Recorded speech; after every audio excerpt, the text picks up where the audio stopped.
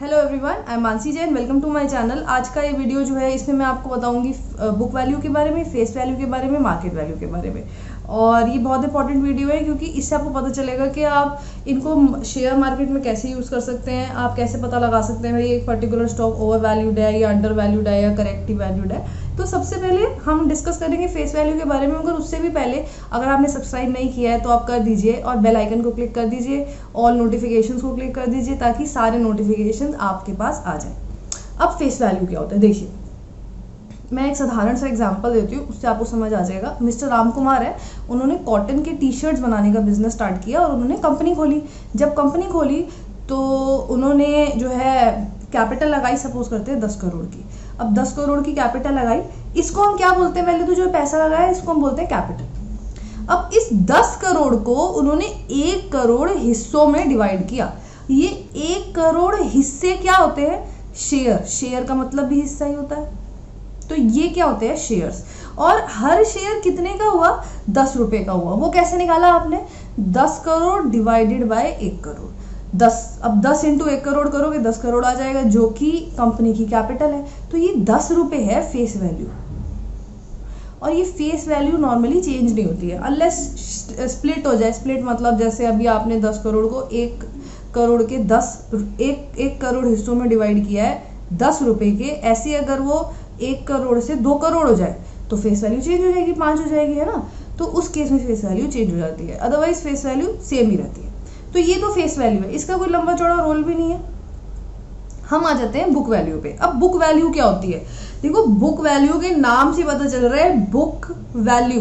तो जो books of accounts में वैल्यू होती है उसको हम बोलते हैं बुक वैल्यू। ये बुक्स ऑफ अकाउंट्स क्या होते हैं? Balance sheet. बुक वैल्यू निकलती कैसे है? देखो, बहुत आसान तरीका है। हर चीज के पीछे ना आपको लॉजिक पता होना चाहिए, उसी से समझ आता है कि आप उसको कैसे इवैल्यूएट एनालाइज कर सकते हैं। बुक वैल्यू होती है आप टोटल एसेट्स में से टोटल लाइबिलिटीज माइनस करते हैं, आ गई बुक वैल्यू। जैसे ये मिस्टर राम कुमार की जो कंपनी है, इनके हम टोटल एसेट्स ले लेते हैं, सपोज करते हैं 60 करोड़ है, ठीक है। और लाइबिलिटीज क्या है इनकी? सपोज करते हैं 40 करोड़।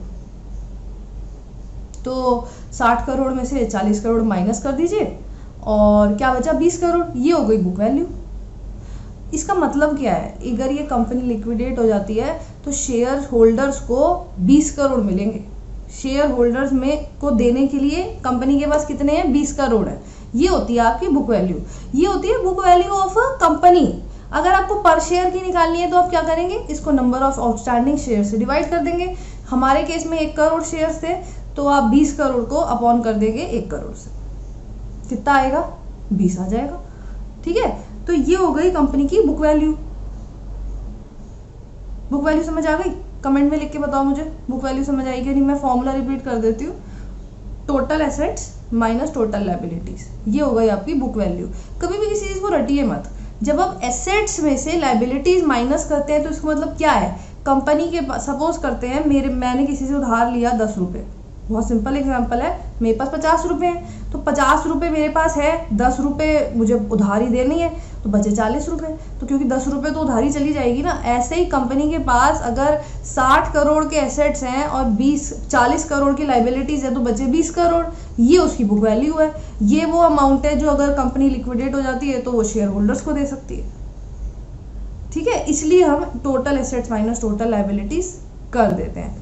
अब पर शेयर निकालने के लिए तो बहुत आसान है। अगर आपको कोई टोटल वैल्यू दे रखी है, आपको पर शेयर निकालनी है, तो कैसे करेंगे? आप नंबर ऑफ शेयर्स कर देंगे, समझ गए।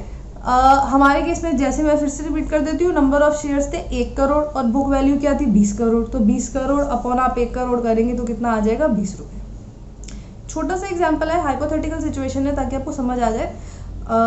अब हम लेते हैं मार्केट वैल्यू। मार्केट वैल्यू तो सबसे ज्यादा ईजी है। मार्केट वैल्यू वो वैल्यू होती है जो मार्केट देती है, जो मार्केट को लगता है कि इस कंपनी की है। वो कैसे डिसाइड होती है? जो भी मार्केट प्राइस, स्टॉक का जो भाव चल रहा है मार्केट में, उसको आप मल्टीप्लाई कर दो नंबर ऑफ शेयर से, खत्म, आ गई मार्केट वैल्यू। मैं रिपीट कर देती हूँ, मार्केट वैल्यू वो वैल्यू होती है जो मार्केट देती है एक स्टॉक को।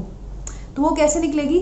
Market price multiplied by number of share. अब सपोज करते हैं ये जो मिस्टर राम कुमार की कंपनी है, इनका मार्केट प्राइस अभी क्या चल रहा है, 25 रुपये। नंबर ऑफ शेयर्स कितने हैं, 1 करोड़ है, तो 25 करोड़ तो इनकी हो गई मार्केट वैल्यू। अभी हम एक शेयर के हिसाब से देखते हैं। तो अब हम एक शेयर के हिसाब से देखें तो ये जो कंपनी है इसकी बुक वैल्यू क्या है, 20 है, और इसकी मार्केट वैल्यू क्या है, 25 है ना। मार्केट प्राइस क्या है, 25 है, बुक वैल्यू पर शेयर 20 है, मार्केट प्राइस क्या है, 25 है। इसका मतलब क्या है, इसका मतलब ये है कि भाई इन्वेस्टर्स को, मार्केट को लगता है कि ये शेयर आगे जाके प्रॉफिटेबल रहेगा, ये प्रॉफिट्स देगा तो ये अच्छा शेयर है, इसलिए इसका मार्केट प्राइस ज्यादा है। वो बुक वैल्यू पर शेयर से भी ज्यादा देने को तैयार है इस शेयर को खरीदने के लिए, क्योंकि उनको लगता है इसके ग्रोथ प्रोस्पेक्ट्स अच्छे हैं, इसका फ्यूचर एक्सपेक्टेड प्रॉफिट्स अच्छी है। ठीक है, अब हम सपोज करते हैं कि मार्केट प्राइस इसका क्या है, 15 रुपए, बुक वैल्यू पर शेयर क्या है, 20 रुपए। पहले तो अगर मार्केट प्राइस 15 रुपए है तो इसकी मार्केट वैल्यू क्या होगी, 15 इंटू 1 करोड़, है ना। अब हम मार्केट प्राइस से कंपैरिजन करते हैं बुक वैल्यू पर शेयर का, तो मार्केट प्राइस 15 रुपए, बुक वैल्यू पर शेयर इसकी क्या है, 20 रुपए।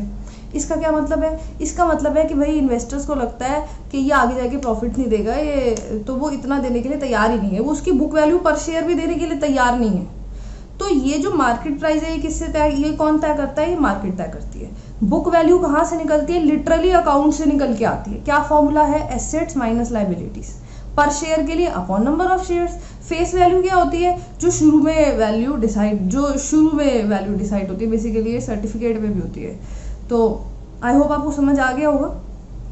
हाँ, एक और केस आता है जिसमें बुक वैल्यू पर शेयर और मार्केट प्राइस सेम है, यानी कि 20 रुपए ही बुक वैल्यू पर शेयर है और मार्केट प्राइस भी 20 है। इसका मतलब मार्केट को लगता है ये वर्स या बेटर कुछ भी नहीं है, तो जितना इसका बुक वैल्यू है उतना इसका वर्थ है, तो इसलिए उतना ही उसका मार्केट प्राइस होता है। मगर क्या होता है कि जैसे ये एक बेसिस है डिसाइड करने का, मगर हर जो ये फाइनेंशियल, ये जो मैं बताती हूँ आपको इंडिकेटर्स है, हर किसी में लिमिटेशंस होते हैं, इसलिए हम कॉम्बिनेशन यूज करते हैं। जैसे मैंने पीछे आपको पीई रेशियो के बारे में बताया था, मैं आपको आगे जाके पीबी रेशियो के बारे में बताऊंगी, तो इसलिए हम कॉम्बिनेशन यूज करते हैं हमेशा ना सारे फाइनेंशियल इंडिकेटर्स का। तो इसलिए आपके लिए बहुत इंपॉर्टेंट है कि आप ये सारी वीडियो जरूर देखें, और उसके लिए आप जरूर सब्सक्राइब करें और मेरे को बताएं कमेंट्स में आपको ये समझ आया है कि नहीं।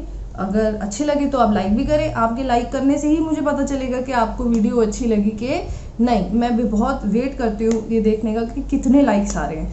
सो thank you for supporting me and encouraging me, and good bye.